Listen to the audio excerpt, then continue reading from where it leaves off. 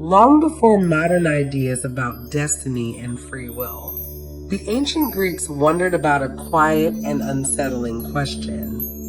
What if every human life followed a thread? Not a thread we could see, but an invisible one stretching from the moment we are born to the moment our story comes to an end. And according to Greek mythology, that thread was not left to chance. It was carefully tended by three ancient sisters. They were known as the Moirai, the mysterious figures the Greeks called the Fates. One sister spun the thread of life. Another measured how long that thread would stretch through time. And the third waited patiently with a pair of shears for the moment when every life must eventually reach its end. Even the powerful gods of Mount Olympus were said to respect their work, because once the thread of life had been spun, its ending was already quietly waiting somewhere in the distance. Tonight, we'll explore the ancient stories and quiet mysteries surrounding these three sisters of destiny. So settle in, relax, and let the thread of the story slowly unwind. This is Sleepy Legends. Long before philosophers debated the nature of free will, long before theologians wrestled with providence and predestination, the ancient Greeks were sitting with a quieter, more intimate version of the same unsettling question. Not an abstract one scrawled on papyrus in some lecture hall, but the kind that visits you in the dark, the kind that arrives uninvited the moment someone you love falls suddenly ill, or a soldier who should have come home doesn't. The question was simple, almost childlike in its directness. Who decides how long a life will last? It wasn't rhetorical. The Greeks asked it with genuine urgency, because they were a people acutely aware of how fragile and unpredictable life could be. Plagues arrived without warning. Ships sank in calm seas. Young men died in battle before they'd had the chance to become old men. Children were lost before they were really known. And yet, alongside all of that terrible randomness, there were also people who seemed charmed, who walked away from disasters unscathed, who lived to 90 in good health, who were present for everything and outlasted everyone they loved. So which was it? Was a human life shaped by pure chance? A chaos of accident and luck with no pattern underneath?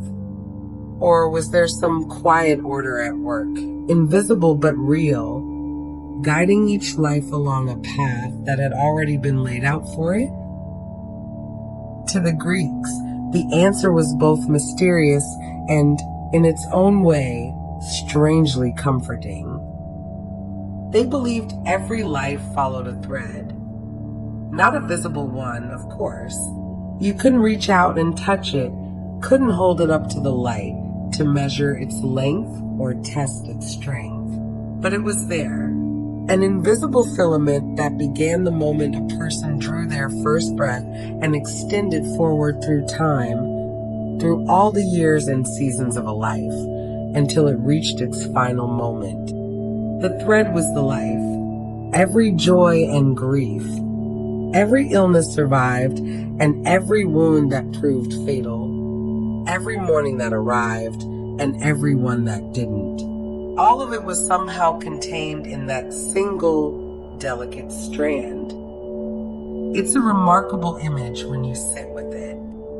Not a road, which implies a traveler who can choose to turn left or right, to stop and rest, or press forward. A thread doesn't negotiate. It doesn't offer options. It simply is from one end to the other, entire and complete.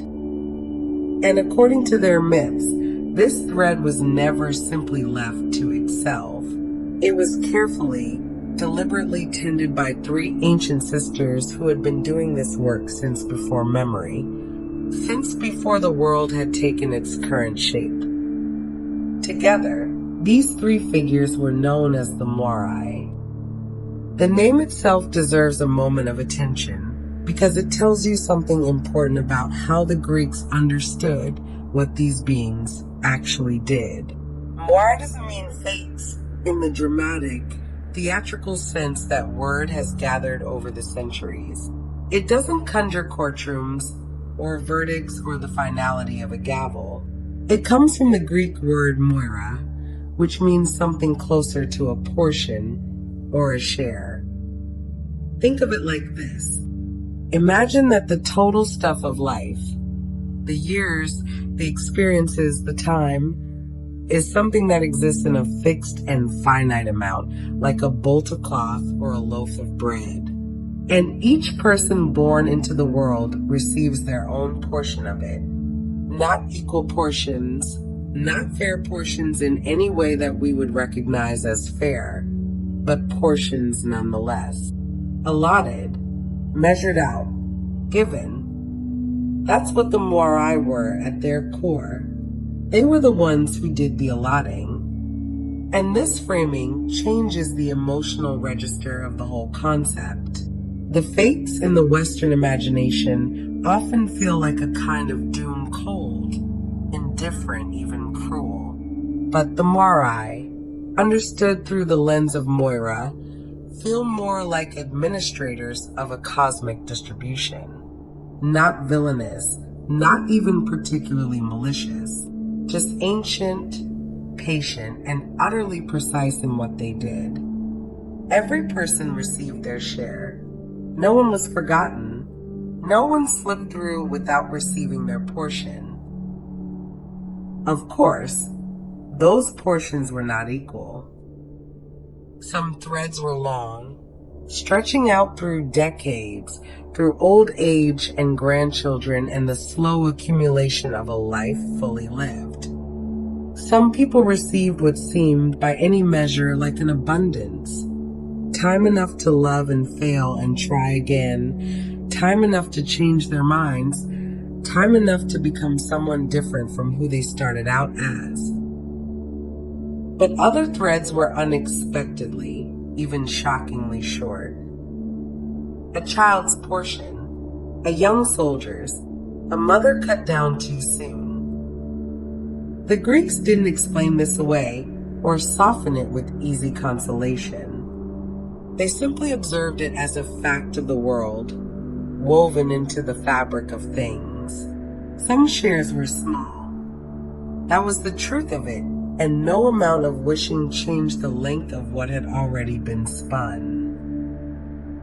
And yet, and this is perhaps the most important thing, no thread, long or short, generous or cruel in its measure, was simply cast out into the world unattended. Every single one, from the life of a great king to the life of a slave, from a thread that stretched across 90 winters to one that barely reached a season, passed through the hands of the same three figures. The Moirai touched every one. That, perhaps, is a strange comfort. Not in the idea that everything works out, or that the allotments are fair, or that suffering has a purpose. The Greeks were too honest for that kind of reassurance. The comfort, if it can be called that, is simply in the idea that nothing is random. That someone is keeping watch. That behind the apparent chaos of birth and death and everything in between, there are three sisters, ancient beyond reckoning, who have never once let a thread slip through their fingers unnoticed. Every life mattered enough to be measured. Every portion was given by hand. They were not kings. That much should be said plainly because it matters. The Greeks populated their mythology with kings and heroes whose names echoed through the ages.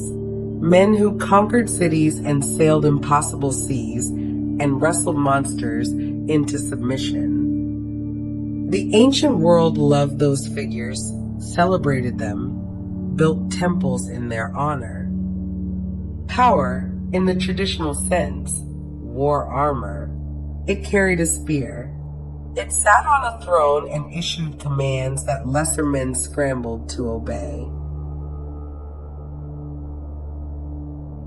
The Moirai were none of that. They were not warriors either. They didn't appear on battlefields or intervene in the dramatic turning points of history. They didn't compete for glory or nurse wounded pride or scheme against rivals the way the Olympians so frequently did. And here's perhaps the most telling thing about them. They weren't even Olympian gods. They stood apart from that bright, quarrelsome, magnificently flawed pantheon on Mount Olympus. The gods who fell in love and grew jealous and occasionally made catastrophic decisions out of wounded vanity. That whole electric drama of divine politics had nothing to do with the three sisters. Instead, they were something quieter. And in that quietness, patient, unhurried, utterly without ambition, they may have been more powerful than any of the figures above them. The Greeks imagined them working outside the ordinary rush of human time, not rushing toward anything, not chasing glory or fearing failure, just present in the way that deep constants are present, the way gravity is present, or the way the tide is present, not loudly announcing itself, but operating beneath everything, reliable and absolute. While cities rose and fell above them, while heroes were born and celebrated and mourned, the three sisters continued their work without interruption, without fatigue, without the slightest variation in their method. Their names were Clotho, Lachesis, and Atropos. Each one had a different role, and together those roles formed something complete. A process with a beginning, a middle, and an end that no life could escape and no force in the universe could reliably overturn. The first sister, Clotho, was the spinner. Hers was the work of beginning. She held the distaff and drew out the raw fiber of existence, setting each new life in motion with the first rotation of her spindle. Every child born into the world, every consciousness that flickered into being and looked out at the light for the first time. That moment of beginning was Clotho's doing. She didn't choose who deserved to live or what kind of life they would have. She simply spun, continuously, without pause, because lives were always beginning and the spindle never truly stopped. The second sister, Lachesis, was the measurer. Once the thread existed, someone had to determine its length, and that was her task. She was the one who allotted the portion. Using her rod, she calculated the span of each life.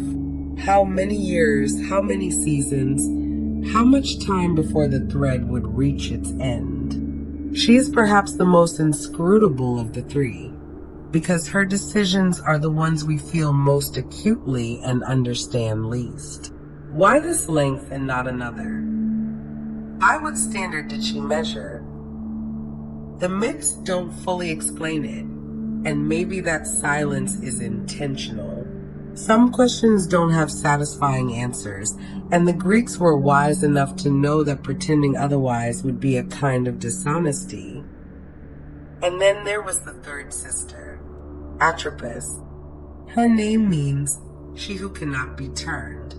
She was the one who waited, patient, still certain. She held the shears, and when the moment came that Lachesis had measured out and Clotho had spun toward, Atropos cut the thread, not with anger, not with hesitation, simply with the quiet finality of something that has always been true. To a modern ear, this might all sound grim, a framework for understanding life that begins with spinning and ends with scissors.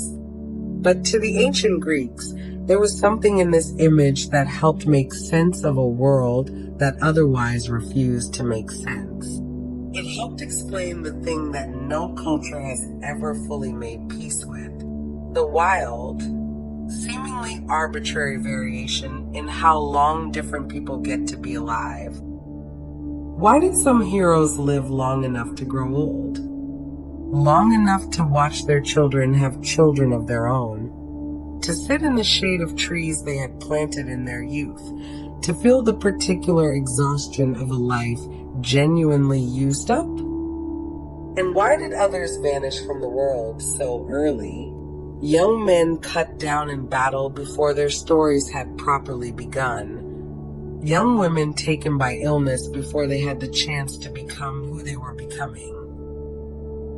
The Moirai didn't make this less painful, but they made it legible.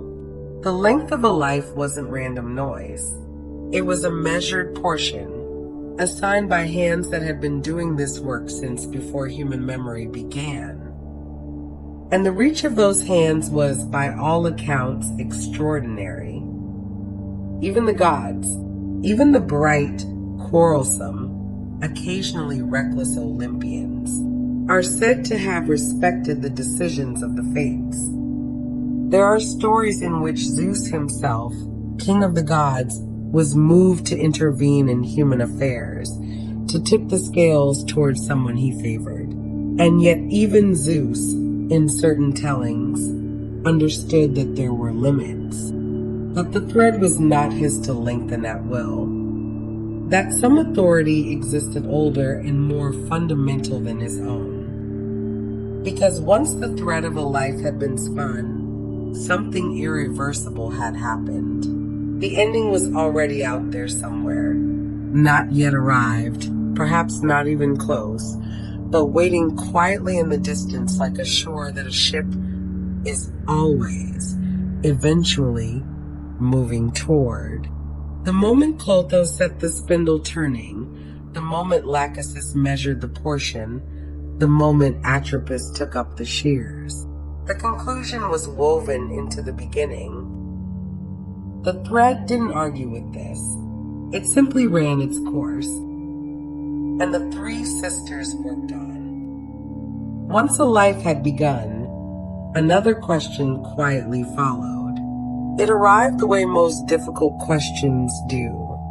Not loudly, not all at once, but gradually, as the first wonder of existence settled into something more familiar and the mind began reaching for the next uncertainty.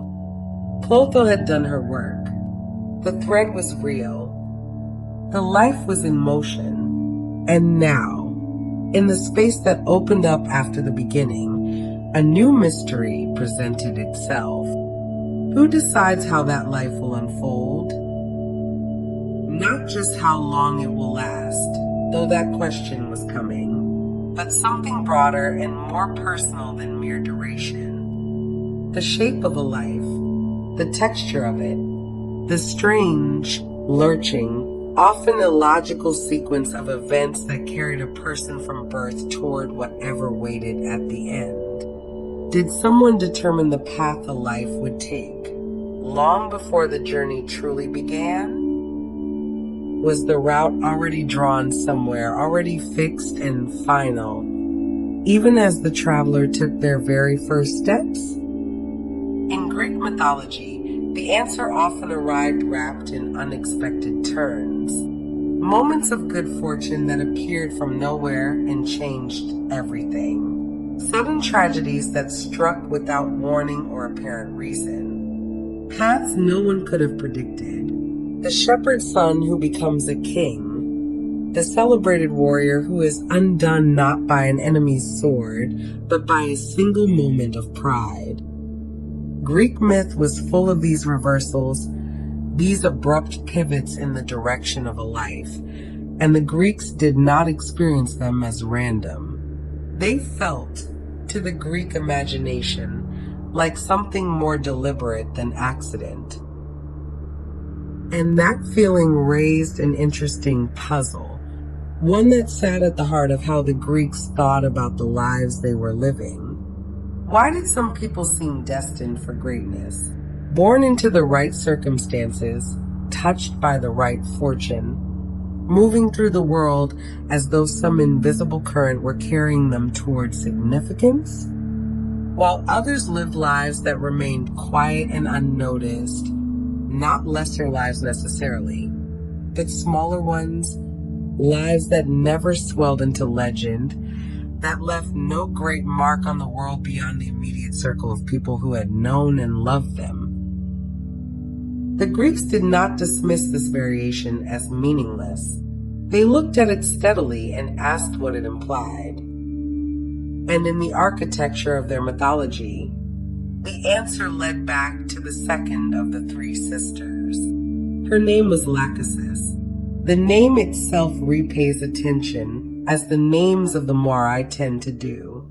It doesn't point toward power or violence or the dramatic machinery of divine intervention. It points towards something more procedural, more precise, a word rooted in the act of assigning, of distributing, of giving out what is due. Lachesis can be translated as the allottor, the one who assigns each life its portion, not just of time, but of everything that fills that time. Sometimes the name is interpreted a different way, with a slightly different emphasis, the measurer.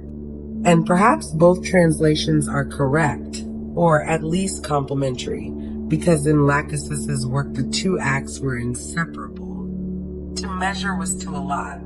To determine the length and shape of a thread was to assign the portion. The measuring rod and the act of distribution were, in her hands, the same gesture. While Clotho spun the thread of life, Lachesis measured it.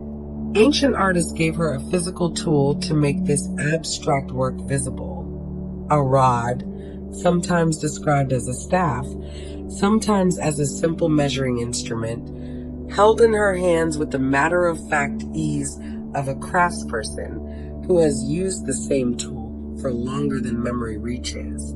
It appeared in paintings and sculptures and relief carvings. That rod, held steadily, applied to the thread that Clotho had spun. With it, Lachesis determined how far each thread would stretch through time, not approximately, not roughly, with the quiet precision of someone who understood that the measurement, once taken, would stand. A short thread might represent a life cut down before it had fully opened, a child who barely knew the world, a young man who fell in his first battle, a woman taken by illness before she had the chance to become who she was becoming. These were the threads that made people grieve the hardest, that prompted the most desperate questions, that felt most like injustice when held up to the light. And yet even these had been measured. Even these had their portion, however small, determined by the same steady hand that measured the long ones. A long thread belonged to someone who lived many decades, who aged through seasons and years, accumulating the particular weight and texture of a life extensively lived, who watched the world change around them, who outlasted people they had expected to grow old beside, who came eventually to carry within them the memory of an entire era. These threads ran far, but they had been measured too. Even the longest life had a length that Lachesis had determined, an end point that her rod had already reached before the living of it had properly begun. The Greeks imagined that Lachesis worked slowly and carefully. This matters. It would have been easy to picture this work as cold or mechanical, a bureaucratic process, efficiency without feeling, the assignment of portions without any real consideration of what those portions meant to the lives receiving them. But the image that comes through in the Greek conception is different from that. Lachesis was not hurrying. She was not processing lives like objects moving through a system. She worked with the deliberate, focused attention of someone who understood the weight of what she was doing, who knew that each measurement she took would become, for the person living it, the entire known world. Why some people seemed destined for greatness while others remained in quiet obscurity. Lachesis, in some sense, held the answer to that. Not because she was assigning worth or deciding who deserved more, but because the portion itself shaped what was possible. A long thread had room in it for reversal and recovery, for second chances and late arriving wisdom. A short thread did not. And the path of life took, the particular arrangement of its chapters, the sequence of its fortunes and disasters, was bound up with the length and shape of what Lachesis measured out. There is something almost unbearable about this if you dwell on it too long. The idea that somewhere, before you were truly underway, before you had done anything to earn or forfeit any particular fate, a measuring rod was applied to the thread of your life, and its extent was quietly determined. That the shape of everything you would experience, how much time you would have to love people, to make mistakes and repair them, to learn what you were really made of, was decided not by your choices, but by a sister with a rod, working slowly and carefully in a place outside of time. And yet the Greeks lived with this idea not in despair, but in a kind of grounded acceptance. Because if Lachesis was careful, if she worked slowly with attention, then the measurement was not arbitrary. It was not random cruelty. It was a portion, considered, assigned, yours. Whatever length the rod determined was the length you had. And that was what mattered now. Not why the measurement was what it was, but what you did with the thread while it was still running, while it was still moving through the world, still full of everything that hadn't happened yet, still being lived. Because the measuring had already been done. And once the length of a life had been measured, once Lachesis had set down her rod and the portion had been fixed, what followed was as certain as anything in the Greek universe could be. The final sister would one day arrive, patient, still holding her shears, waiting as she had always been waiting for the thread to reach the length that had been determined for it and no further. Of the three sisters, the third was the most feared, not the most powerful necessarily. That distinction is difficult to assign when all three were doing work that no force in the universe could ultimately undo. Not the most important, because importance implies hierarchy, and the Moirai did not function that way. Each sister's role was essential, inseparable from the other two, like three movements of the same piece of music that only makes sense when all of them are heard together. But feared? Yes. The third sister carried that distinction without question, and she carried it simply by virtue of what she did. Her name was Atropos. The name arrives with a weight that the other two names don't quite carry. Clotho, the spinner, has something almost tender in it, something associated with beginnings and the gentle hum of creation. Lachesis, the alater, the measurer, has a procedural gravity, the feeling of careful work being done with full attention. But Atropos lands differently. It comes from the Greek word trapo, meaning a turn, a change of direction, a pivot, and the prefix a meaning without. She who cannot be turned, she who does not pivot, does not redirect, does not reconsider. It means with full and quiet force, the unavoidable, not the inevitable exactly, though she was that too. Inevitable carries a sense of slow approach, of something you can see coming from a distance, even if you cannot stop it. Unavoidable is more intimate than that, more personal. It means that whatever path you take, whichever road you choose, whichever detour you attempt, however cleverly you arrange your circumstances, she will be there at the end of it. Not because she is chasing you, simply because there is no version of the thread that doesn't end. If Clotho began the thread and Lachesis measured it, then Atropos brought it to its end. She carried a simple pair of shears. There is something deliberately understated about this image that feels almost confrontational in its plainness. Not a sword, not a thunderbolt, not some elaborate instrument of divine power crackling with supernatural energy. Just shears, the same tool that any weaver or seamstress in the ancient world would have kept close at hand, used dozens of times a day without ceremony, without drama, as a simple practical necessity of working with thread. The kind of tool whose entire purpose is to separate what has been connected, to bring something to a clean and final stop. The Greeks were doing something deliberate in choosing this image. They were saying that what Atropos did was not a violation of the natural order. It was not an interruption, not an intrusion, not something that happened to the thread against its nature. It was the completion of a process that had always been moving toward exactly this moment. The shears didn't destroy the thread. They finished it. There is a difference, even if it doesn't always feel like one from inside the life being lived. When the moment arrived, the moment that Lachesis had measured toward and Clotho had set in motion, Atropos cut the thread of life. And in that instant, a life reached its final chapter.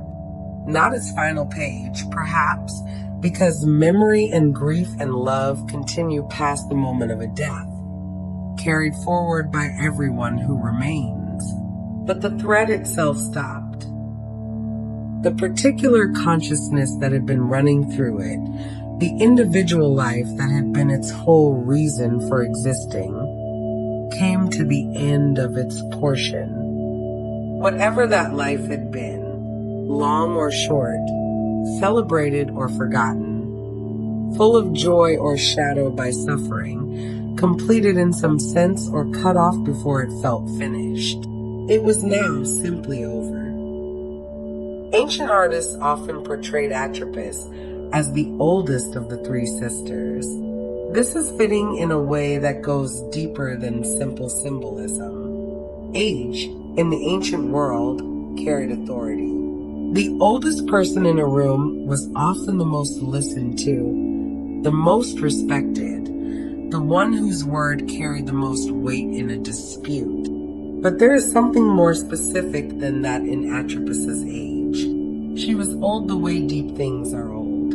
Not aging exactly, but simply ancient, existing at a register of time that made the ordinary markers of youth and age irrelevant. She had been old since before anyone was young. She would be old long after the concept of youth had ceased to mean anything. Her expression in these artistic renderings was calm, utterly, completely calm, not cold, or at least not cruel, not satisfied, not sorrowful, not touched by any of the emotions that the act of ending a life might seem to demand. Just calm. The expression of someone doing what they have always done, doing it without doubt or hesitation, without the weight of personal feeling complicating the work. She wasn't indifferent to what she was doing in the sense of not understanding its significance. She understood it perfectly. That was precisely why she was calm, because she knew, as perhaps only she fully knew, that this was not a mistake. Once the thread was cut, nothing could restore it. This was the absolute at the center of Atropos's work. The hard fact that no amount of divine intervention or human cleverness or desperate prayer could dissolve. Other things in the Greek universe were negotiable, at least in principle. Fate could be delayed. Prophecies could be misread or temporarily avoided. The gods could be persuaded, flattered, bargained with. Zeus could be moved by love or loyalty to tip the scales of a battle, to send a favorable wind, to grant a mortal some additional protection in a dangerous moment. But the cut thread was beyond all of that. Even the powerful gods of Mount Olympus, that brilliant, fractious assembly of divine personalities who involve themselves in human affairs with remarkable frequency and enthusiasm, were said to respect the decision of Atropos, not merely to acknowledge it with reluctance, not to comply while secretly resenting the constraint, but to genuinely respect it. Because this was not a rule imposed from outside, some external restriction placed on divine power by a greater authority. It was something more fundamental than a rule. It was the nature of things. The work of the fates was part of the natural order of the universe, not separate from it, not operating above it or against it, but woven into its very structure in a way that made the idea of undoing it almost incoherent. You couldn't restore a cut thread not because no one was powerful enough, but because the cutting was what completion looked like. To restore it would be to unmake the wholeness of a life, to deny that it had been real, that it had mattered, that it had existed as a finished thing rather than an interrupted one. And so the gods stepped back. Even they understood that Atropos was not an obstacle to be overcome. She was a fact to be accepted. Birth, life, death. 3 movements, 3 sisters, 1 continuous process. Clotho spinning in the place of beginnings, drawing the fiber out with steady hands, setting each new life in motion without judgment or favoritism, simply creating. Lachesis working slowly beside her, measuring rod in hand, assigning each thread its portion with the careful attention of someone who knows the weight of what they are determining. And Atropos waiting, always calm, for the thread to reach the length that had been measured for it, and then completing the process with a gesture so simple and final that it barely seemed equal to its own significance. A small movement of the shears, and a life in full was quietly done. This was what the Greeks had built when they imagined the Moirai. Not a story of cruelty or cosmic indifference, not a framework designed to make human beings feel small and helpless before forces they couldn't influence. It was something more nuanced and, in its own way, more generous than that. It was an acknowledgement that every life, every single thread that Clotho had ever drawn from her spindle was held, from beginning to end, by the same patient hands. That no life was too small to be measured, that no ending was random or overlooked, that the 3 sisters were present for all of it. Beginning, middle, and end, quietly woven together as they had always been, as they would always be, 3 figures working without pause or interruption in a place just outside the reach of ordinary sight, tending the threads of every life that had ever existed or ever would. The spindle turned, the rod was applied, and the shears, in their own time, were raised. One of the most unusual stories involving the fates concerns a hero whose life was tied to something rather unexpected, a single piece of burning wood. It begins, as so many Greek myths begin, with a birth.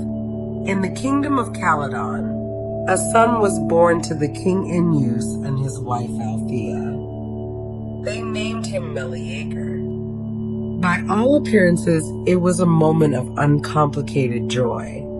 A healthy child, a royal household, the particular relief and celebration that accompanies the arrival of a firstborn son in a world where continuation mattered, where the name of a family was carried forward only if someone lived to carry it.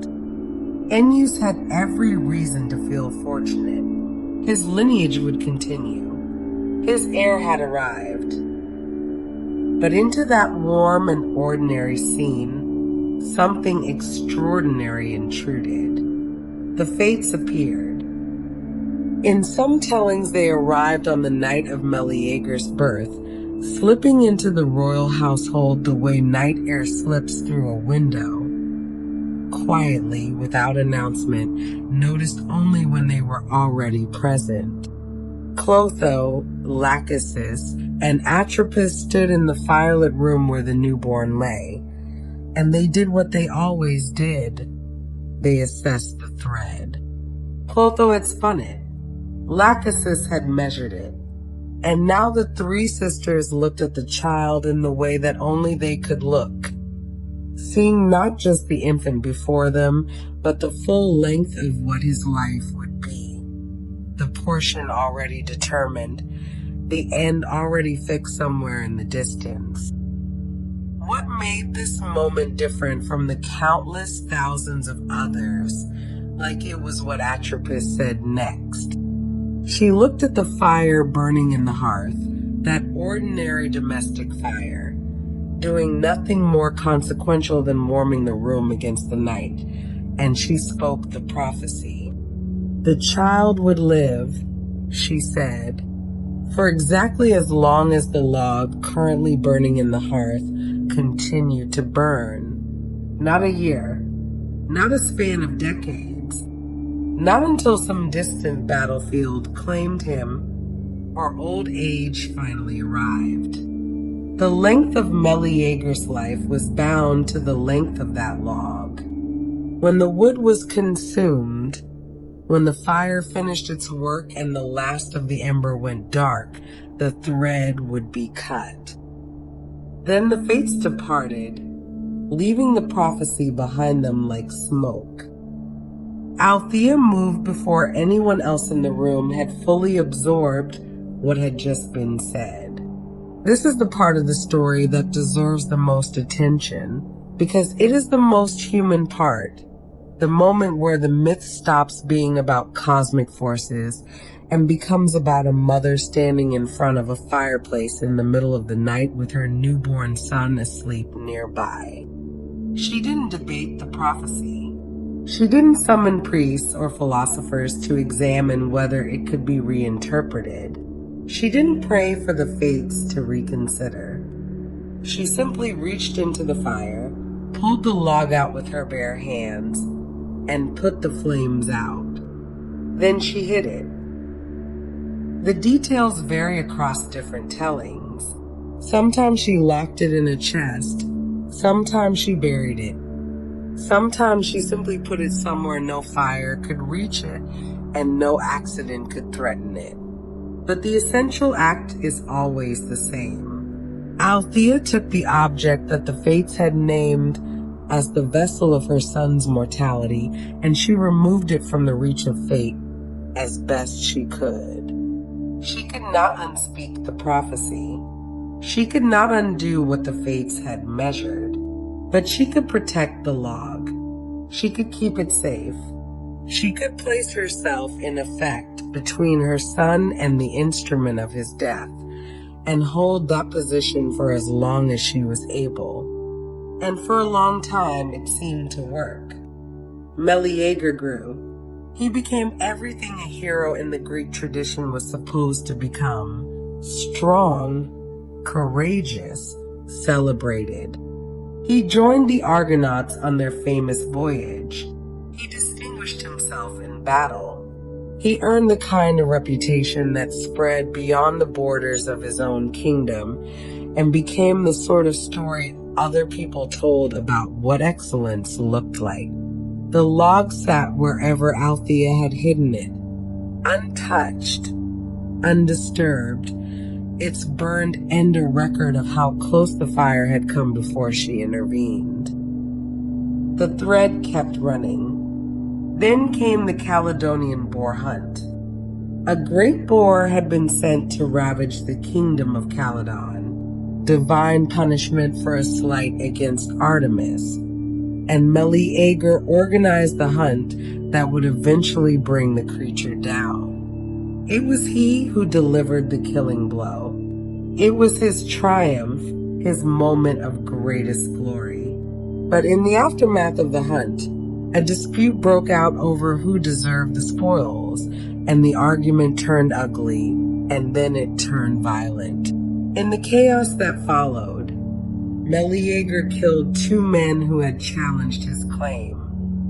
They were his mother's brothers.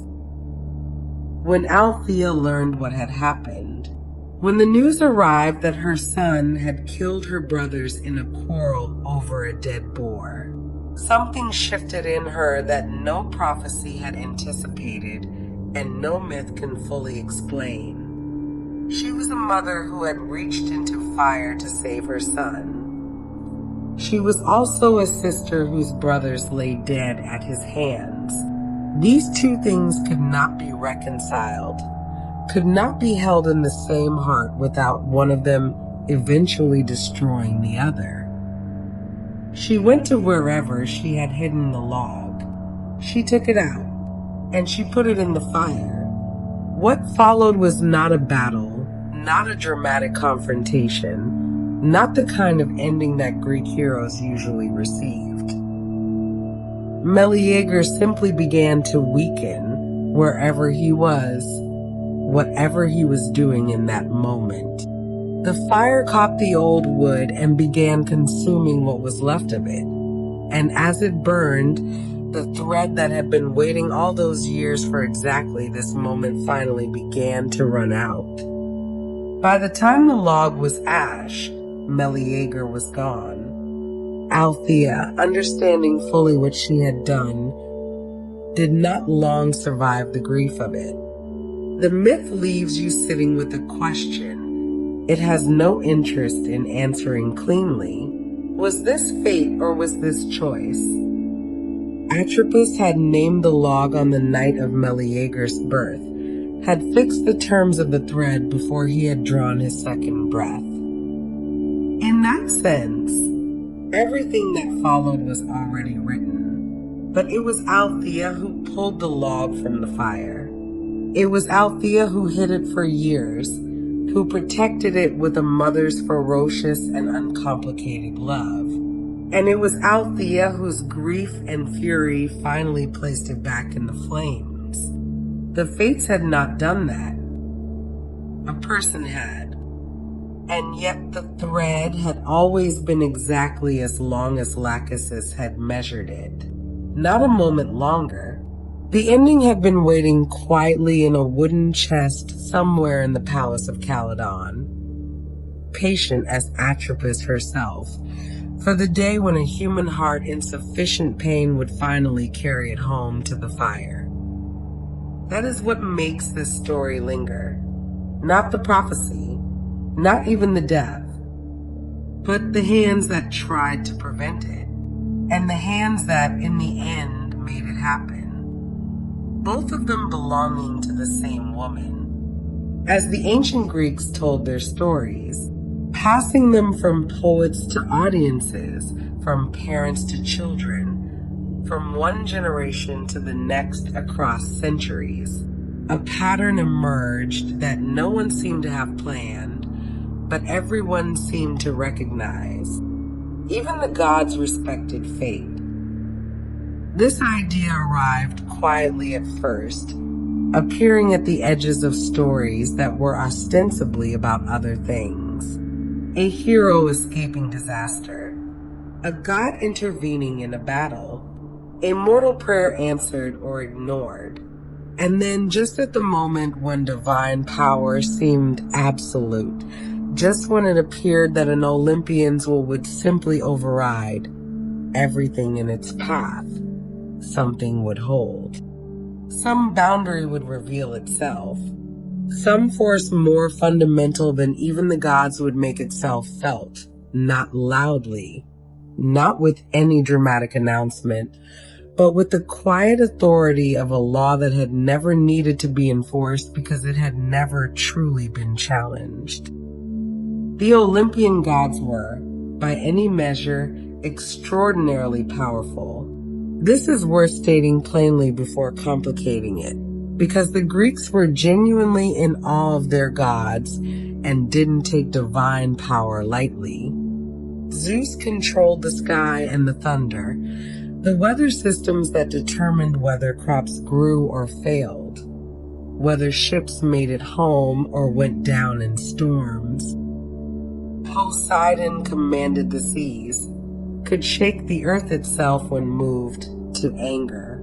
Apollo governed the sun and prophecy.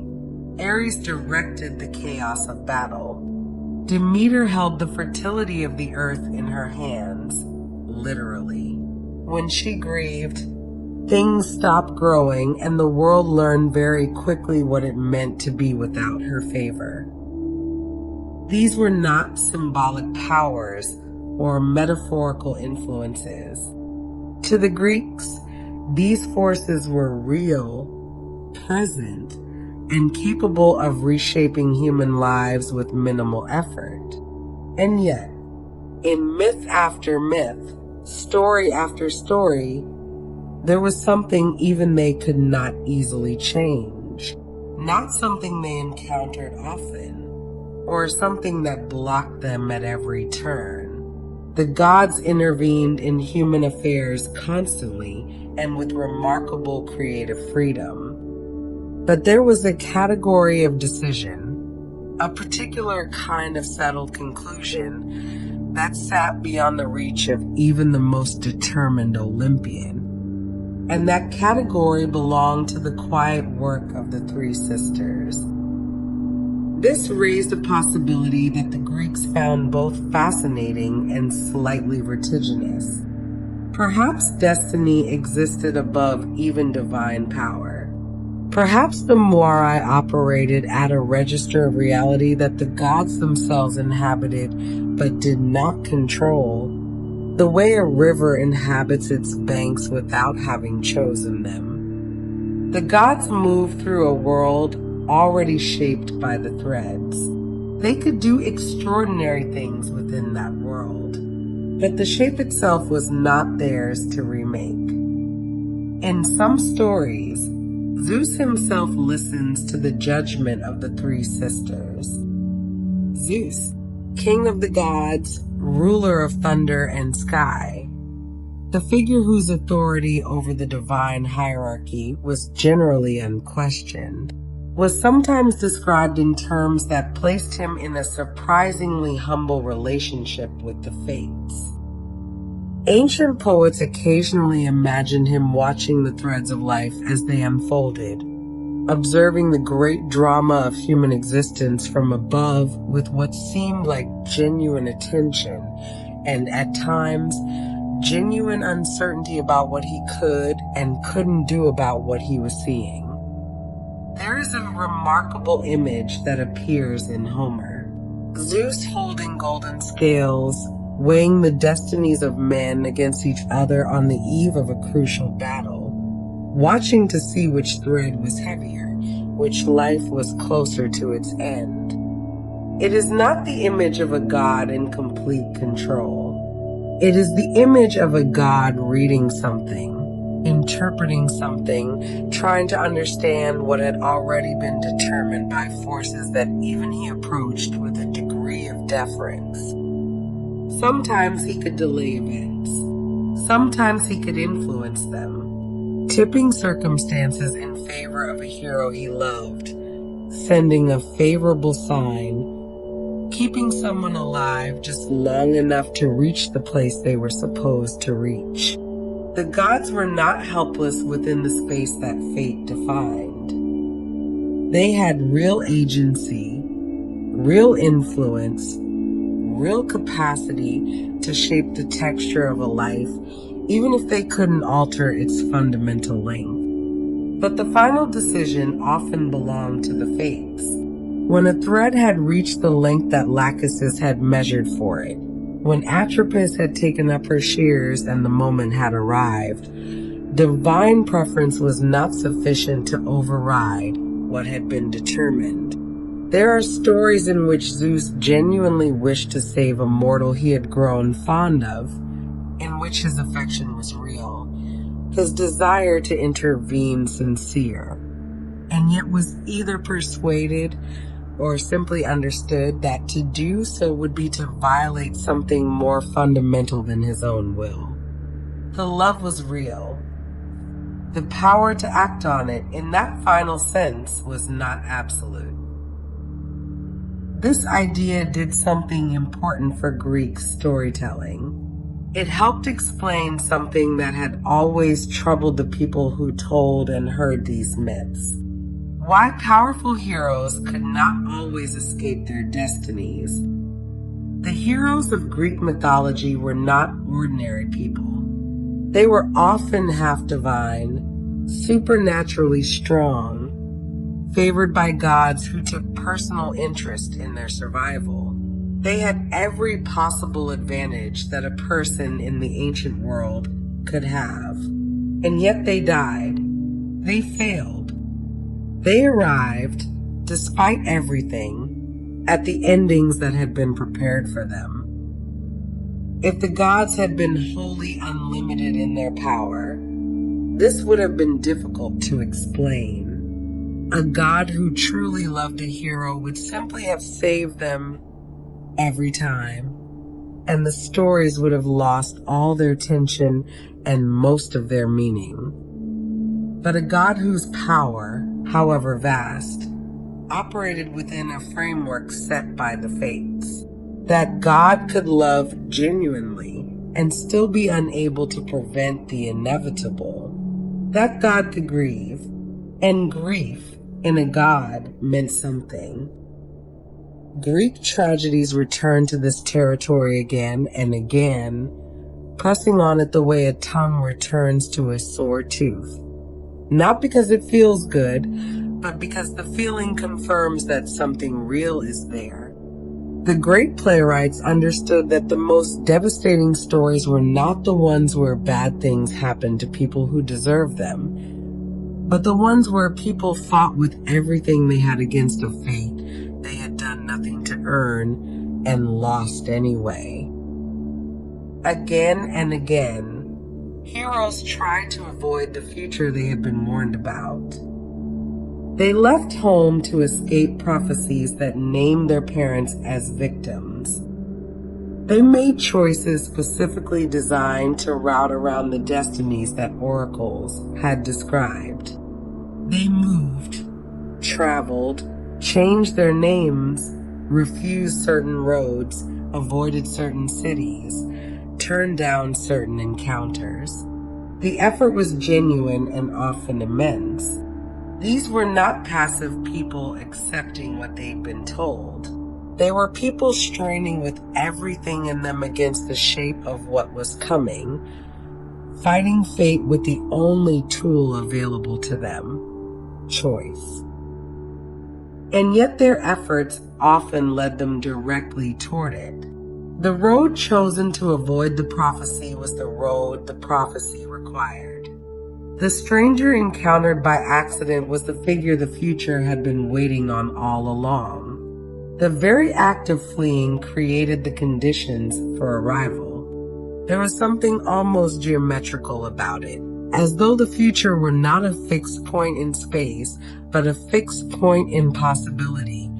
And no matter which path you took through the landscape of your own choices, all paths somehow bent toward it. The Greeks had a term for this strange and painful pattern. They called it tragic irony, the condition in which the audience, and sometimes the character themselves, can see the terrible shape of what's coming, while the hero's every effort to escape it only draws the net tighter. It was not cruelty for its own sake. It was an observation about the relationship between human will and cosmic structure, offered with the honesty of people who had looked at the world without flinching and reported what they saw. And in all of these stories, the tragedies, the epics, the myths told and retold until their outlines were as familiar as the hills. Somewhere behind the scenes, invisible and patient and utterly unconcerned with the drama playing out above them, the quiet work of the fates continued. Clotho's spindle turned without pause. Lachesis applied her rod to each new thread with the same careful attention she had always given. And Atropos waited as she had always waited, shears in hand, calm as deep water, for the threads to reach the lengths that had been measured for them. Not watching the heroes struggle, not interested in the struggle at all, simply tending the threads as they had always done, guiding each life, whether it belonged to a king or a shepherd, a God's beloved son, or an ordinary person whose name no one would remember, toward the ending that had been quietly waiting for it since the very beginning. There are many stories in Greek mythology about people who tried to outrun their fate. Most of them are cautionary in some way, a warning dressed in narrative, a lesson about the limits of human cleverness when set against the settled decisions of the Moirai. But none of them press on this theme with quite the same relentless precision as the story of Oedipus. It is, in many ways, the definitive Greek story about destiny, the one that captures most completely what the Greeks meant when they suggested that the thread, once measured, could not be redirected by any act of human will, however desperate or well-intentioned. It begins as Meleager's story began at a birth. When a son was born to King Laius and Queen Jocasta of Thebes, the king did what powerful men in the ancient world often did when uncertainty troubled them. He consulted an oracle. The oracle at Delphi was the most respected prophetic voice in the Greek world, believed to channel the knowledge of Apollo himself, and kings traveled considerable distances to put their questions to her. Laius had a simple question. What did the future hold for his newborn son? The answer that came back was not what he had hoped for. The oracle told him plainly, this child, when grown, would kill his father and marry his mother. Sit with that for a moment. Not a vague prophecy, not the kind of ambiguous divine utterance that could be interpreted a dozen different ways depending on who was doing the reading. This was specific, direct, and catastrophic. The child currently sleeping in the royal nursery would one day murder Laius and take Jocasta as his wife. The prophecy didn't explain why, didn't offer conditions or exceptions, didn't suggest any path by which the outcome might be avoided. It simply stated what would happen with the flat certainty of something already true. Laius made a decision that must have seemed, in the moment, like the only rational response. He would remove the child from the equation entirely. He gave the infant to a shepherd with instructions to take him to the wilderness of Mount Cithaeron and leave him there to die. To ensure the child couldn't simply crawl away and survive, his ankles were pinned together. A small, terrible detail that the myth preserves carefully, because it is the detail that will eventually give the child away. The shepherd carried the baby into the mountains. The king returned to his palace. The problem, as far as Laius was concerned, had been solved. Except the shepherd couldn't do it.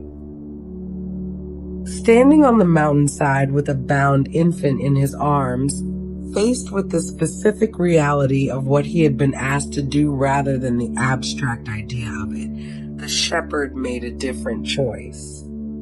He gave the child to a passing herdsman from Corinth, who carried him home across the mountains to the childless King Polybus and Queen Merope.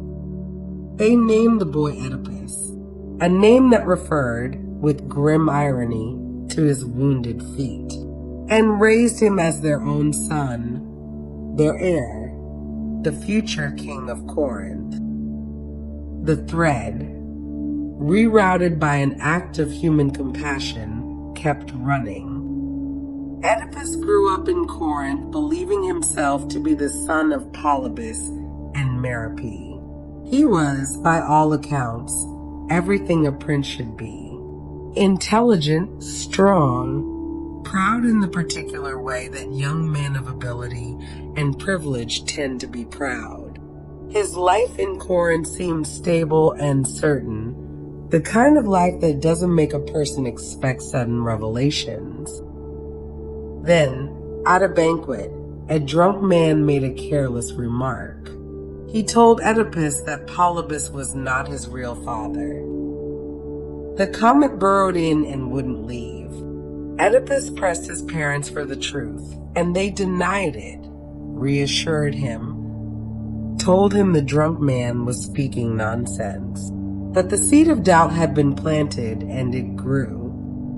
Eventually, Oedipus did what his father had done before him. He went to the oracle at Delphi. He asked about his parentage. What he received instead was a prophecy about his future. The oracle told him what she had told Laius years before, from the other side of the same terrible prediction. He would kill his father and marry his mother. The prophecy had not softened in the intervening years. It had not become more ambiguous with age.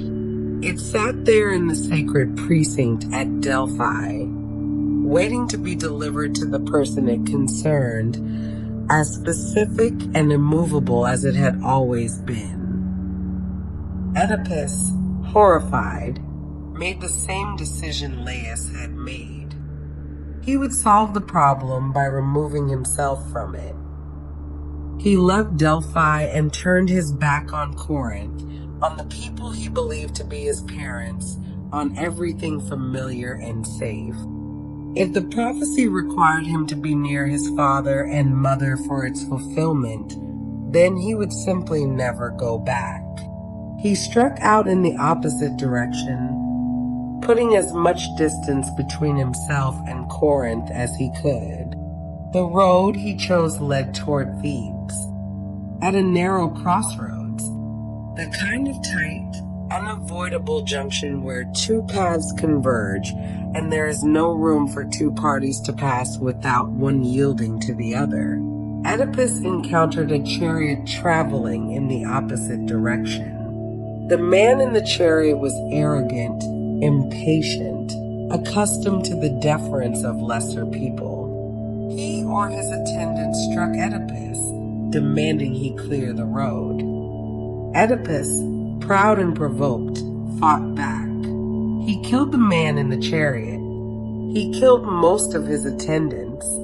Then he continued on toward Thebes, leaving the bodies at the crossroads, not knowing.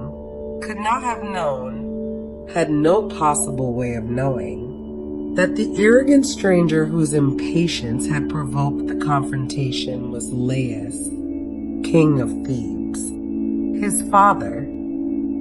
The prophecy had kept its first appointment. Oedipus arrived in Thebes to find the city tormented by the Sphinx, a monstrous creature who had been killing travelers unable to answer her riddle.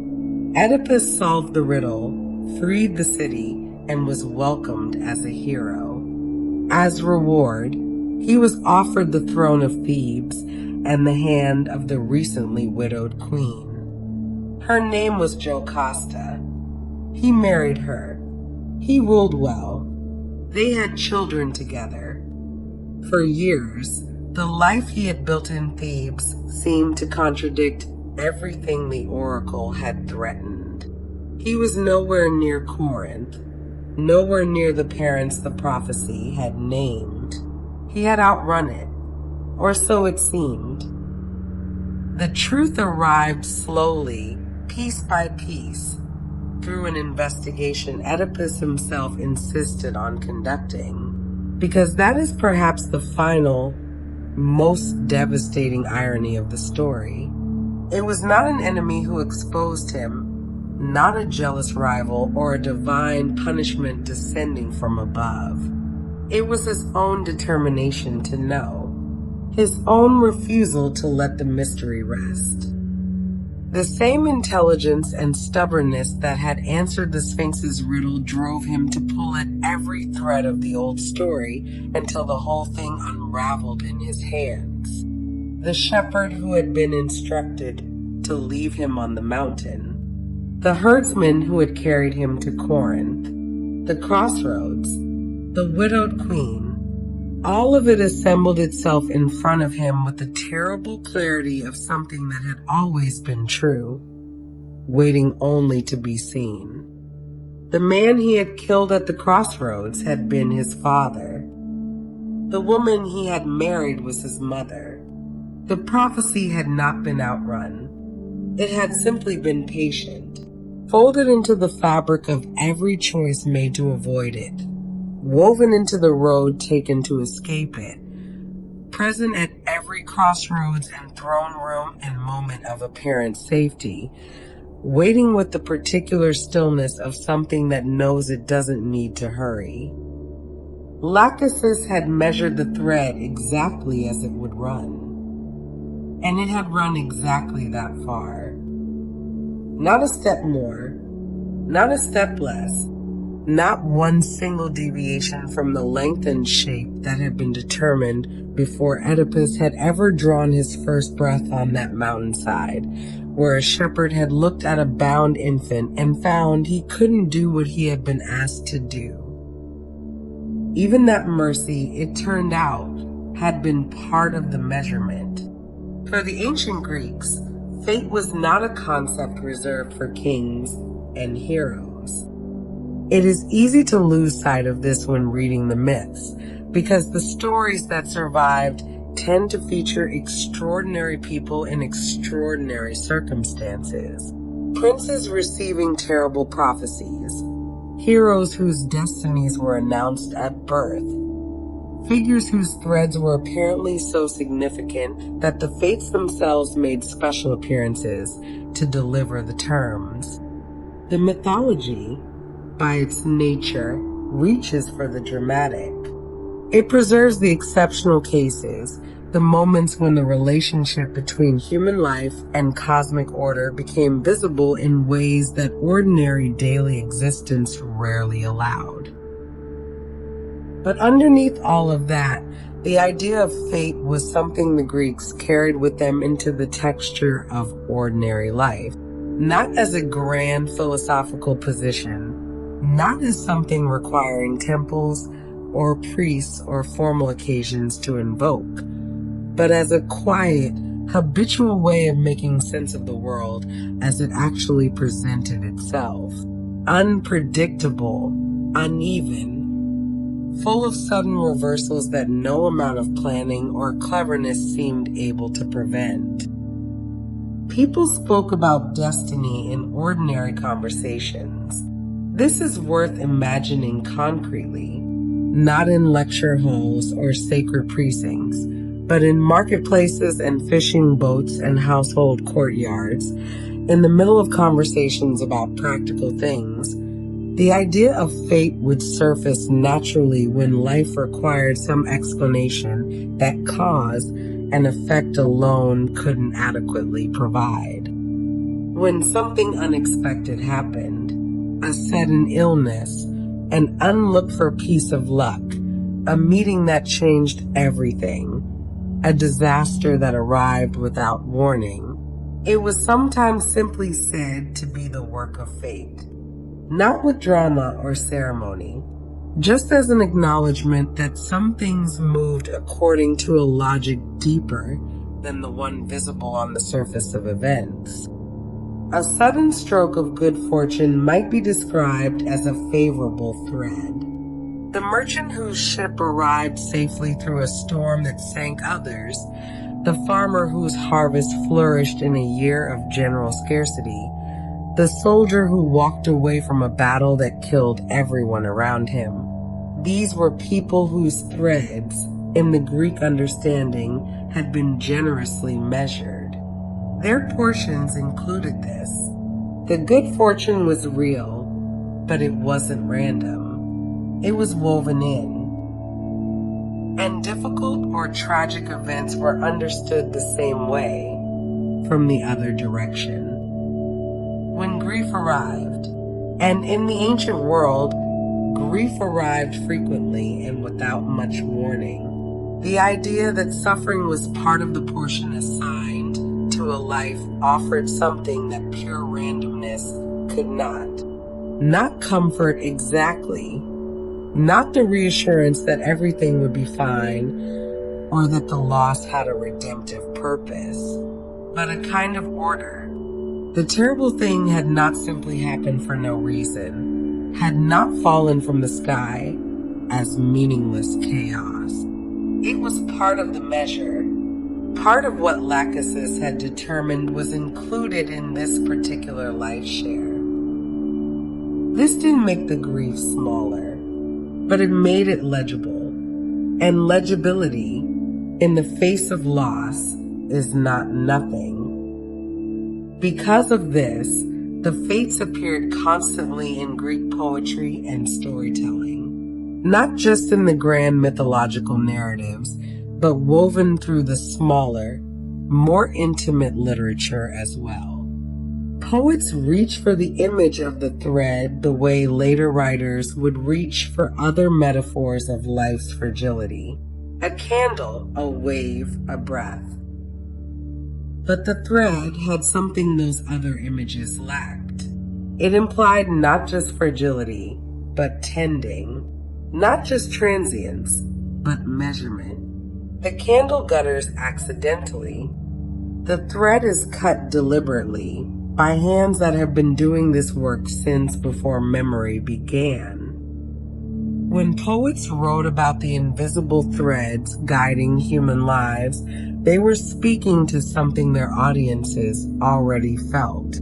A recognition that the shape of a life had a kind of coherence to it that pure chance couldn't explain, that the pattern visible in retrospect suggested something like intention, even if that intention remained permanently beyond full understanding. This was the genius of the Moirai as a cultural idea. They held the mystery without pretending to resolve it. Over time, that idea proved too resonant to stay within the borders of Greece. When Roman culture absorbed the vast inheritance of Greek mythology, and it absorbed it hungrily, recognizing in those stories a sophistication and depth that demanded preservation, it also absorbed the fates. The Romans were practical people in many ways, builders of roads and legal systems and administrative structures, but they were not unmoved by the deep questions that the Greeks had spent centuries turning into art. The question of what governed a human life, of whether destiny was real, and what it meant if it was traveled westward with everything else. The Romans gave the three sisters new names. They called them Nona, Decima, and Morta, names rooted in the Latin language rather than the Greek, carrying their own quiet meanings. Nona and Decima refer to the months of pregnancy, gesturing toward the moment of birth and the beginning of life's thread.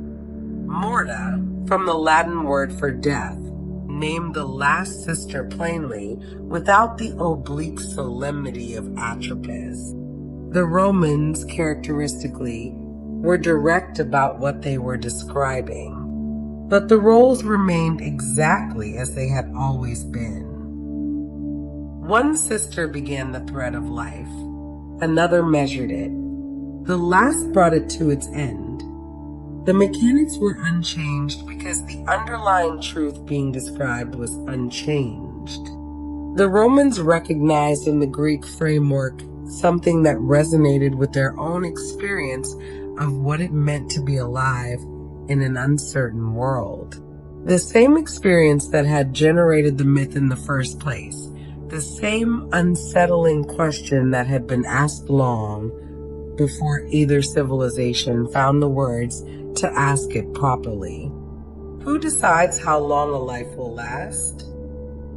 And so the image continued its journey, carried forward through centuries of storytelling, woven into poems and plays and philosophical arguments, surfacing wherever human beings sat down together and tried to make sense of why some lives ran long and others ended too soon. It moved through Roman literature and into the medieval imagination, appeared in Renaissance poetry and Elizabethan drama, and kept traveling, kept finding new languages to inhabit, new contexts in which the ancient image still fit the ancient feeling. The thread of the idea, you might say, proved longer than anyone had measured.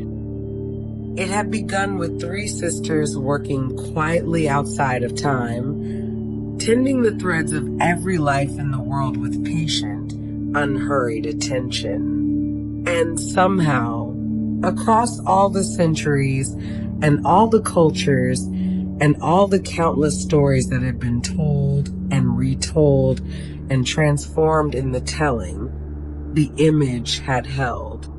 Clotho's spindle still turned, Lachesis' rod still measured, and Atropos, calm as ever, still waited for the moment that had always been coming. The thread ran on. Most of the stories connected to the fates follow a recognizable shape.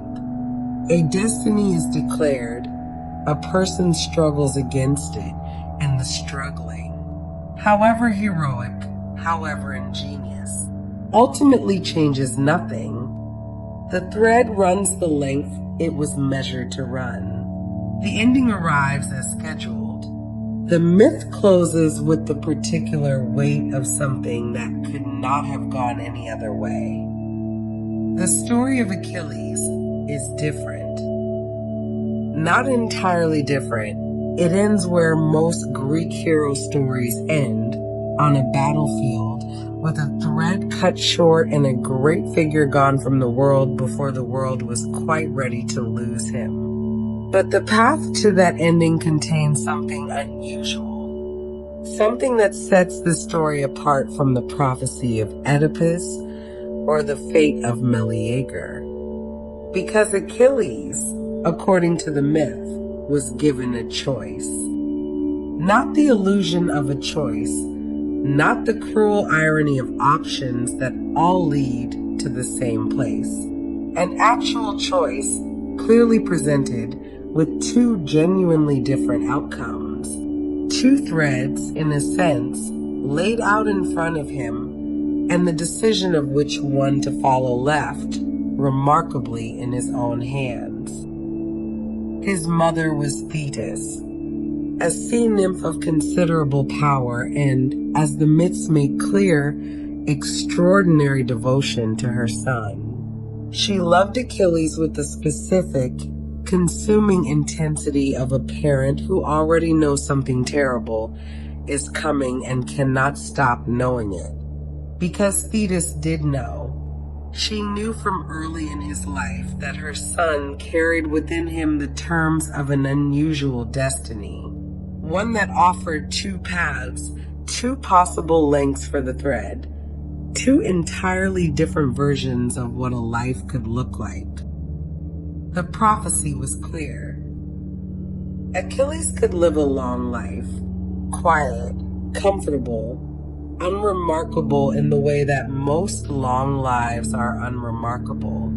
He would grow old in relative peace, watch the world continue without him playing any central role in it, and die eventually as most people die, gradually, privately, mourned by those who loved him and forgotten within a generation or two by everyone else. Or he could go to Troy. If he sailed to Troy and fought in the Great War gathering there, his life would be short. Not merely shorter than the alternative, genuinely, dramatically short, the kind of thread that Lachesis measured in years rather than decades, cut by Atropos long before old age had any claim on it. He would not come home. That was understood. The glory and the death were a single package, inseparable, offered together or not at all. But if he went to Troy, his name would never be forgotten. Thetis, knowing the terms, did what Althea had done with the burning log. She tried to intervene. She hid Achilles on the island of Skyros, disguised among the daughters of the king, hoping that if the recruiters for the Trojan War couldn't find him, the first destiny, the long quiet life, would simply become the only available option by default. It was a mother's logic, the same logic that pulls a burning log from a fire, that chooses not to accept the terms being offered and looks instead for a way around them. For a time it worked, or seemed to. Achilles lived on Skyros. The war began without him. The thread of the long life was still a possibility. Then Odysseus arrived.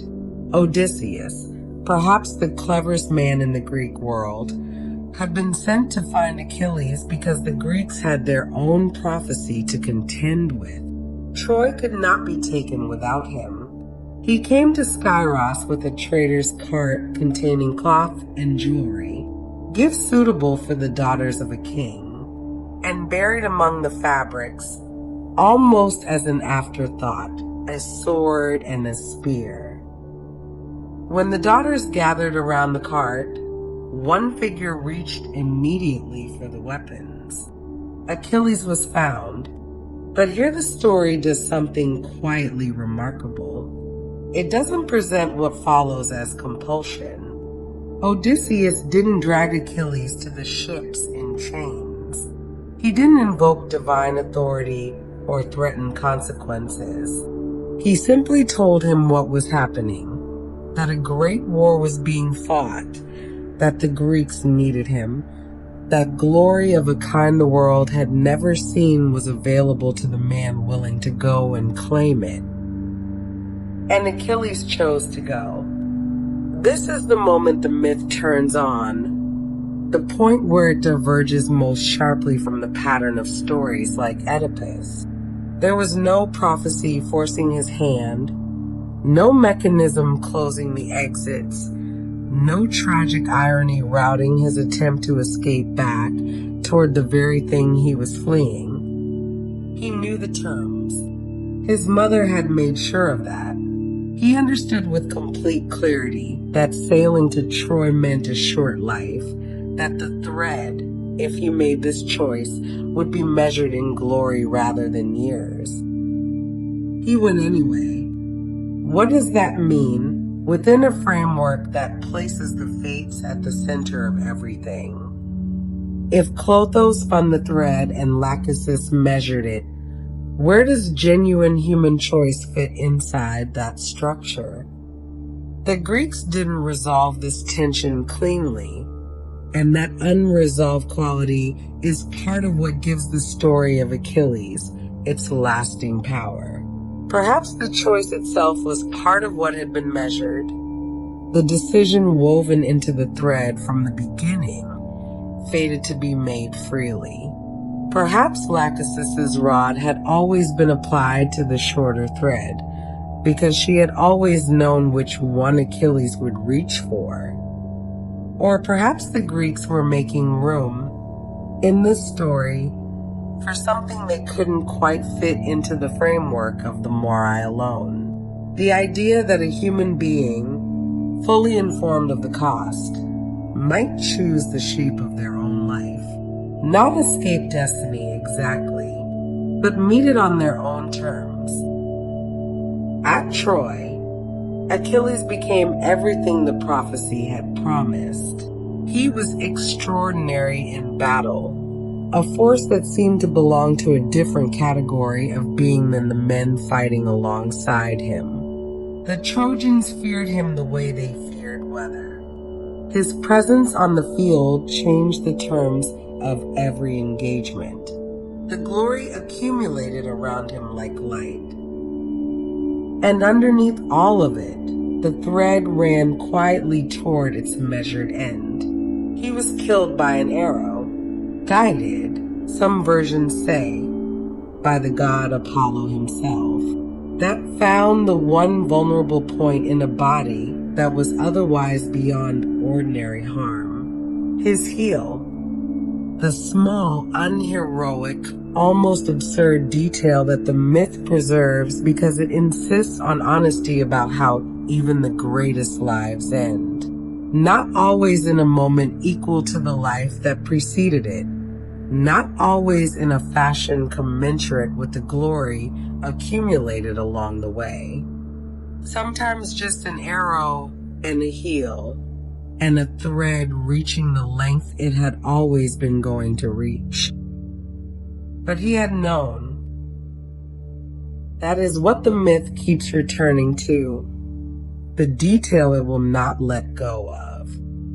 Achilles had stood at the cart on Skyros with the sword in his hand and the choice genuinely in front of him, and he had known what the sword meant, and he had chosen it anyway. The short, bright thread over the long, quiet one. The name that would outlast the life over the life that might have outlasted the name.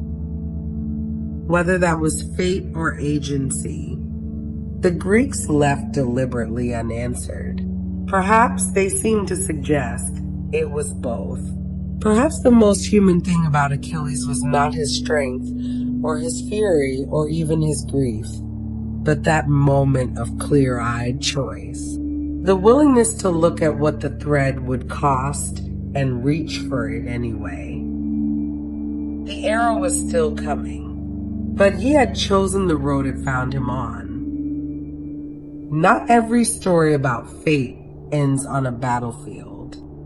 Some of the most interesting ideas the Greeks had about destiny, about the thread and its length and who ultimately holds it, arrived not through drama or tragedy, but through philosophy, through the careful, patient work of thinkers who sat with the hard questions long enough to imagine entirely new ways of approaching them.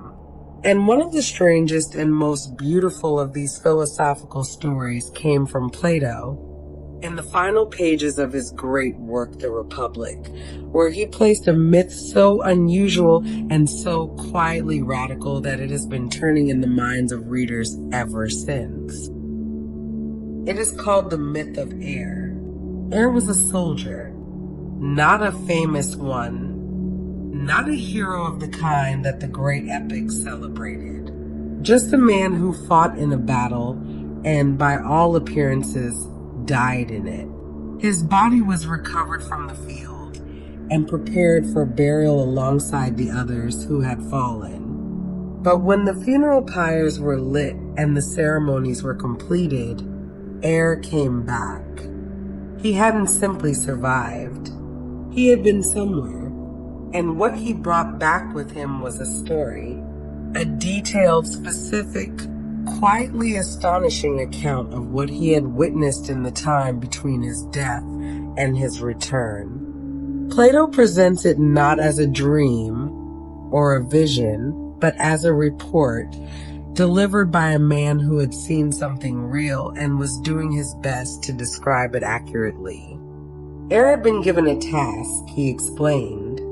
He had been told that he would be allowed to return to the living world on one condition, that he remember everything he witnessed and carry it back as testimony. He had been sent, in other words, as a witness. What he described was a landscape unlike anything in the living world, organized around a great shaft of light that ran through the heavens like a pillar. Something between a rainbow and a spindle, Air said, the most brilliant thing he had ever seen. And around this pillar, this axis of the cosmos, everything that mattered was arranged. There were souls, enormous numbers of them, gathered in a meadow waiting. These were the souls of people who had died and completed the period of reward or purification that followed death. Some arriving from below, having worked through the consequences of difficult lives, others descending from above, carrying the luminous residue of good ones. They had all been traveling in their different ways toward this place. And now they had arrived at the moment that Air understood to be the central event, the thing he had specifically been sent to witness. They were about to choose their next lives. A herald came forward and arranged the souls in order, and then he did something that stops you mid-reading if you're paying attention. He scattered a vast collection of life tokens across the ground before them, templates, essentially, for every kind of human life imaginable. Lives of great power and political authority. Lives of poverty and obscurity. Lives of athletic excellence. Lives of beauty, of ugliness, of long health, of early sickness. The lives of tyrants. The lives of philosophers. Short lives and long ones, lives full of reversals and lives of steady fortune, lives that would be remembered across generations and lives that would vanish without leaving a mark. And then the herald spoke. Each soul would choose, not be assigned, not be measured out by a divine hand with a rod and told what their portion would be. They would pick up one of the life tokens from the ground and hold it, and that life would be theirs for the next turn through the world. The order of choosing was determined by lot. Some souls received an early pick, some a late one. But even the soul with the very last choice would find, the herald assured them, a life worth living if they chose wisely. This is already a radical departure from the framework of the Moirai as it usually operates. In this telling, the souls were not passive recipients of a portion assigned to them from outside. They were agents, making a consequential decision with full awareness that the decision was theirs to make. The choosing was real. The responsibility was real. And then, overseeing it all was Lachesis. Not spinning, not cutting.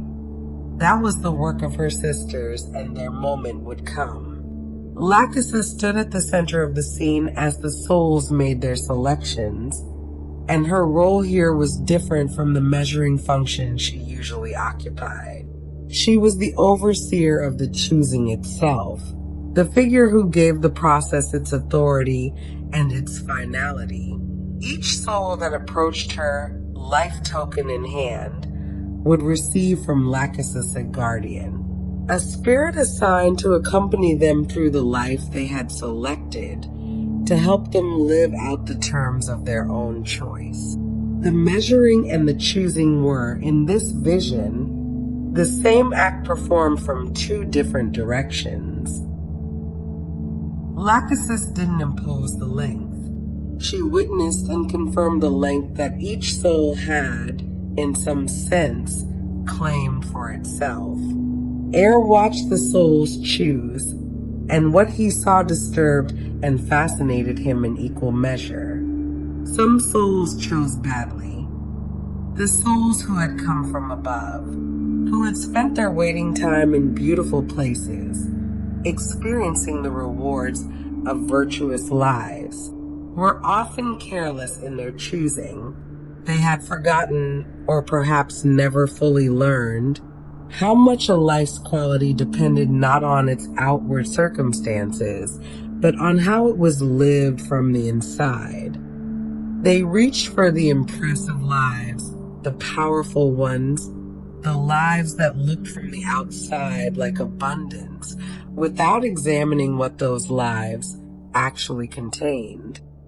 One soul, ere noted, chose the life of a great tyrant, attracted by its power and grandeur, without reading to the end of the token, where it was written that this life included the destruction of his own children. He had chosen in haste and gotten more than he had bargained for. Others chose with extraordinary wisdom. Odysseus was there, the great strategist, the cleverest man of the Trojan War era, the hero whose entire story had been defined by his relentless drive to get home, to survive, to endure whatever the gods and the sea threw at him. When his turn came, Odysseus searched through the remaining life tokens slowly and carefully, passing over the grand and impressive ones, looking for something specific. He found it at last, nearly overlooked in the pile. A quiet life, private and unremarkable, free from ambition and the exhausting machinery of greatness. He chose it immediately and said that he would have made the same choice even if he'd had the first pick of all. The philosophers in Plato's audience would have recognized the argument being made here. The life of glory and consequence is not necessarily the life of wisdom. The soul that has truly learned from its time in the world reaches for peace, for simplicity, for the life that is good from the inside rather than impressive from the outside. Achilles had chosen the short, bright thread. Odysseus, given the chance to choose again from the beginning, chose the long, quiet one. Both choices, in their different ways, were honest. After the choosing was complete, after every soul had taken up its life and received its guardian from Lachesis, the procession moved forward. They passed under the hand of Clotho, whose spinning confirmed and ratified each choice. The thread now beginning in earnest, the life now set in motion, irreversible from this point forward. Then they passed under the hand of Atropus, whose touch wove the chosen length into the fabric of necessity, making it fixed and final beyond any further revision. The choice, once ratified by the three sisters in sequence, became fate. Then they came to the river of forgetfulness. Each soul was required to drink from it before returning to the living world. The water erased everything. The memory of the meadow, the choosing, the lives previously lived, the wisdom accumulated across all the turns through the world. They would wake in their new lives with no conscious recollection of having chosen them. No memory of the meadow, or the life tokens, or the herald's instructions. They would simply be alive, in the circumstances they had selected, with no direct access to the knowledge that the circumstances had been, in some fundamental sense, their own.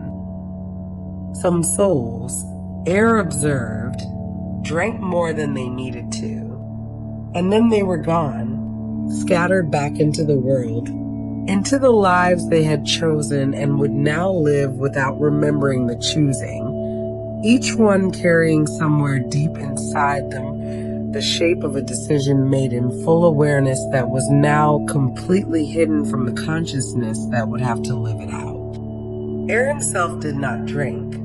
That had been the condition of his return. He would carry the memory back, intact, as testimony for the living. And so he woke on the funeral pyre as the fire was being lit, and returned to the world of the living with everything he had seen still present in his mind, and told the story.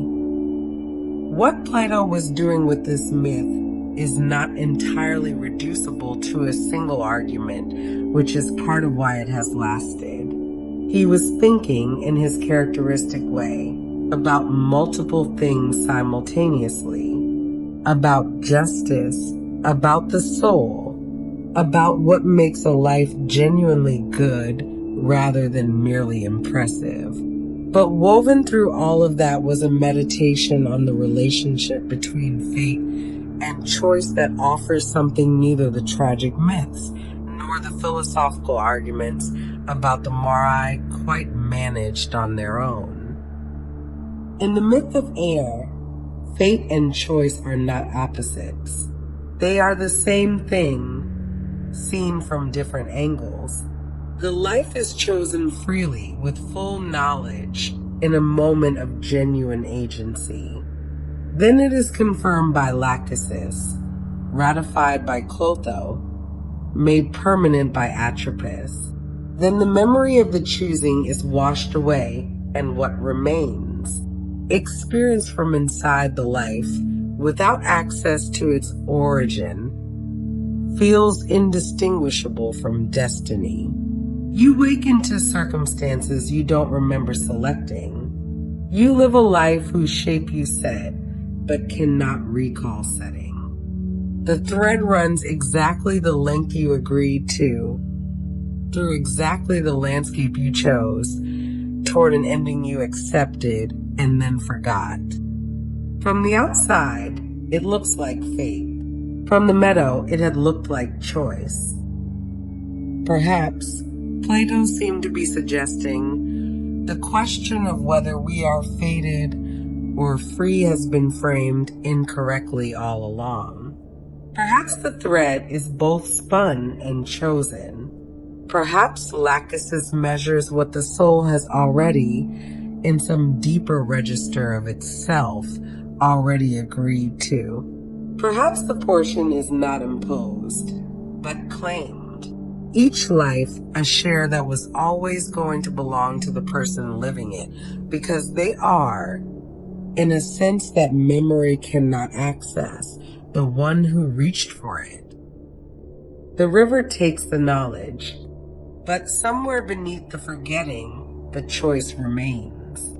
The souls scatter back into the world, into their new lives, carrying nothing they could name or point to. Only the faint, persistent feeling, familiar to anyone who has ever sat with the question long enough, that the life they are living is somehow, inexplicably, exactly theirs.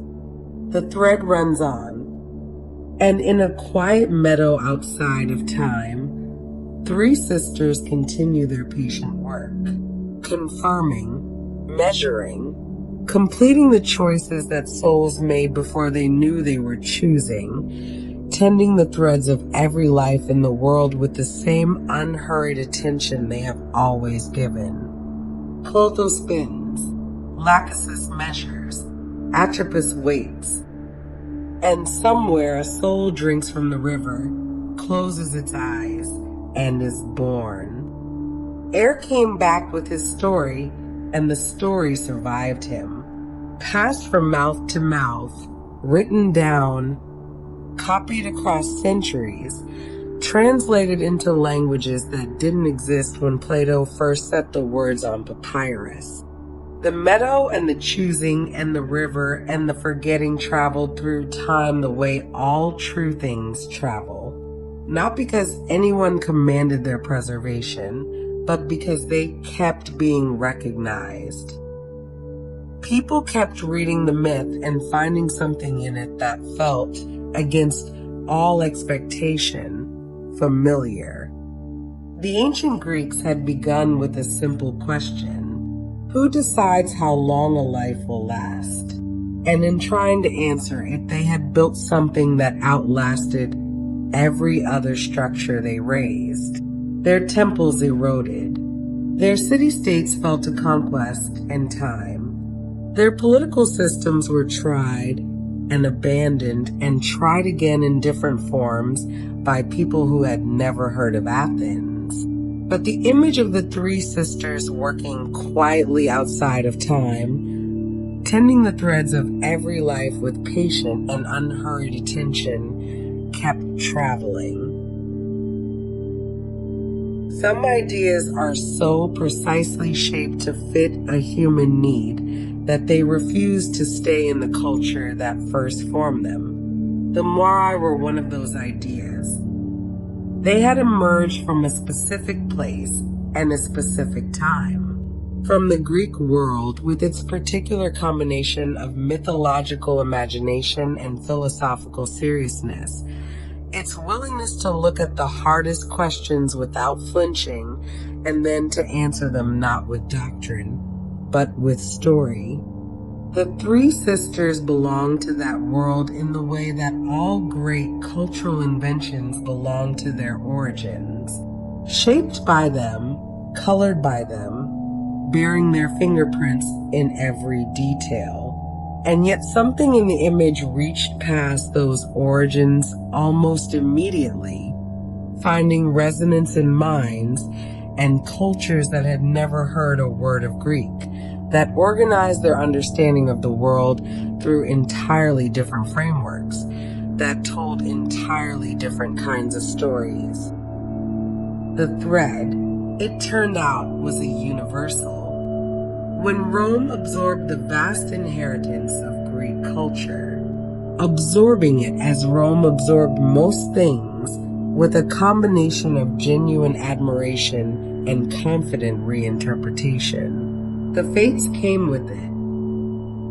The Romans were not passive recipients of Greek mythology. They were active translators, finding in the Greek stories equivalents and echoes of figures already present in their own religious imagination, renaming and reshaping what they borrowed until it fit the particular texture of Roman thought. And so the Moirai became the Parsi. The Roman names carried their own quiet meanings, rooted in the Latin language rather than the Greek, but pointing toward the same essential functions.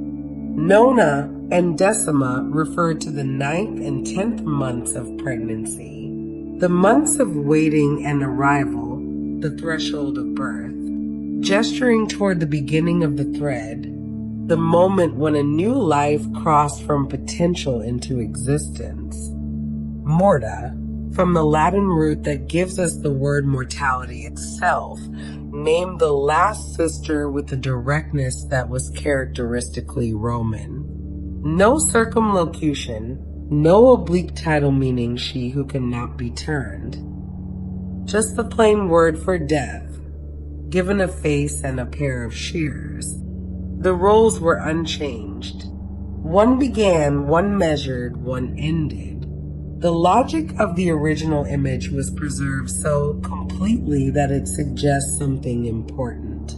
The Romans recognized in the Moirai not a foreign concept requiring adoption, but a familiar truth requiring only translation. The Greeks had named something real.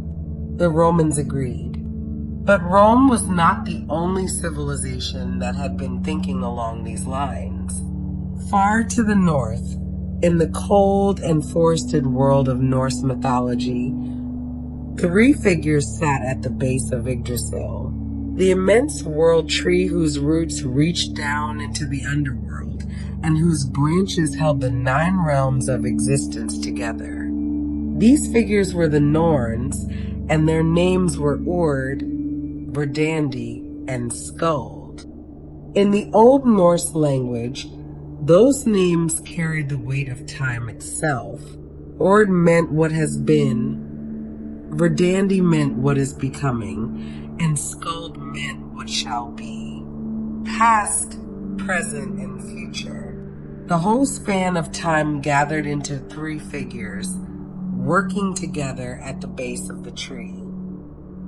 Their work was weaving, or carving in some tellings, cutting the runes of fate into the wood of the world tree, inscribing each life into the structure of existence with the permanence of something that cannot be unwritten. Different in its details from the Greek image of spinning and measuring and cutting. Different in its cosmological setting. Different in the specific texture of the mythology surrounding it. And yet unmistakably, almost startlingly, the same essential idea. 3 sisters, each assigned a different relationship to the thread of a life. Together, responsible for the shape of every existence that passed through the world. Scholars have spent considerable effort examining whether these parallel traditions share a common root. Some Proto-Indo-European conception of fate weavers that predates both Greek and Norse mythology. An original image so fundamental to human experience that it generated similar forms independently in cultures separated by vast distances of geography and time. The question remains genuinely open, but the parallel itself is striking regardless of its explanation. Something about the combination of 3 figures, feminine, patient, working with fiber, or its equivalent, assigned to the beginning and middle and end of a life. Something about that specific constellation of elements resonated across cultures, so different in other ways that their convergence here demands attention. The image kept traveling. It moved into medieval European literature, where the concept of fortune, sometimes imagined as a wheel turning inexorably, raising some lives and lowering others, carried the structural DNA of the fates even when the names had changed entirely. It arrived in Shakespeare with unmistakable force in the 3 witches of Macbeth, those ambiguous figures on the heath whose prophecies set everything in motion, whose words contain the same terrible mechanism as the oracle at Delphi. The future spoken aloud, the attempt to avoid it, the arrival at exactly what was promised through exactly the path taken to escape it. Shakespeare's audience didn't need to know the word Moirai to recognize what they were watching. The shape was familiar in the bones.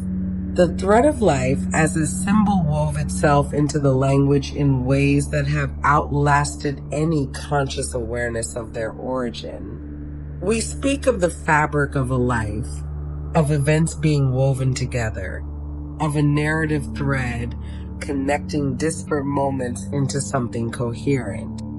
We describe lives cut short and lives that ran their full course. We talk about the ties that bind people together and the moments when those ties are severed. Almost none of the people using this language are thinking about Clotho's spindle or Lachesis' measuring rod.